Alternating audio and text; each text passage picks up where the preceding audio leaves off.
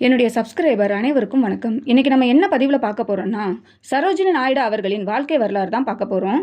சரோஜினி நாயுடு 1879 முதல் 1949 வரை இந்தியாவின் சுதந்திர போராளி, புகழ்பெற்ற கவிஞர் மற்றும் அரசியல் தலைவர் ஆவார். இந்தியாவின் நைட்டிங்கேல் என்று அழைக்கப்படும் இவர் இந்திய தேசிய காங்கிரசின் முதல் இந்திய பெண் தலைவராகவும் 1925 உத்தரப்பிரதேசத்தின் முதல் பெண் ஆளுநராகவும் 1947 பொறு வகித்தார். காந்தியடிகளின் கொள்கையால் ஈர்க்கப்பட்டு சுதந்திர போராட்டத்தில் முக்கிய பங்கு வகித்தார். பிறப்பு மற்றும் ஆரம்ப வாழ்க்கை. பிப்ரவரி 13, 1879 அன்று ஹைதராபாத்தில் ஒரு பெங்காலி குடும்பத்தில் பிறந்தார்.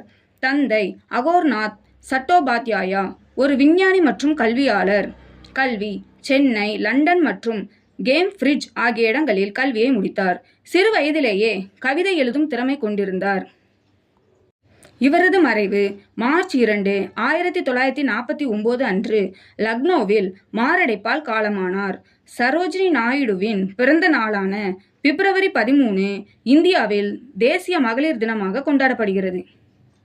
1905 வங்க பிரிவினைக்கு எதிர்ப்பு தெரிவித்து அரசியலில் நுழைந்தார்.